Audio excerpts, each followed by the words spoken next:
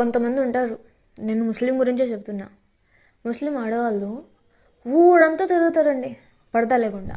మళ్ళీ ఎక్కడికన్నా వెళ్ళాలంటే జర్నీ చేస్తారు కదా, అప్పుడు మాత్రం బుర్కా వేస్తారు. ఎలాంటి బుర్కా? ఆ బుర్కా నిండా చమ్కీలే మరియు పైనుంచి మొత్తం ఫిట్గా ఉంటుంది.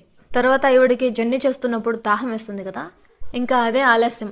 ఆ నోస్ పీస్ ఎటుపోతుందో కూడా తెలియదు, పైకి ఎత్తేస్తారు. ఆ నోస్ పీస్ పైకి ఎత్తేసి నీళ్ళు తాగడం మొదలు పెడతారు. పక్కన ఎంతమంది ఉన్నా, పరాయి పురుషులు ఉన్నా వాళ్ళకి నో ప్రాబ్లం. మీకు దాహం వేసిందా? అయితే ఇలా తాగండి, అంతే కదా. ఇదేమన్నా పెద్ద కష్టమా? లేదు కదా. చూడండి, ఒక్క విషయం గుర్తుపెట్టుకోండి, పర్దా అనేది మన చాయిస్ కాదు, ఇది అల్లా యొక్క ఆజ్ఞ. అర్థమైందా? పర్దా అనేది బయటకి వెళ్ళేటప్పుడు మాత్రమే కాదు చేయాల్సింది, పరాయి పురుషులు ఎవరైతే ఉంటారో వాళ్ళ ముందు తప్పనిసరిగా చేయాలి. అది ఇంట్లో అయినా బయట అయినా ఎక్కడైనా. అర్థమైందండి?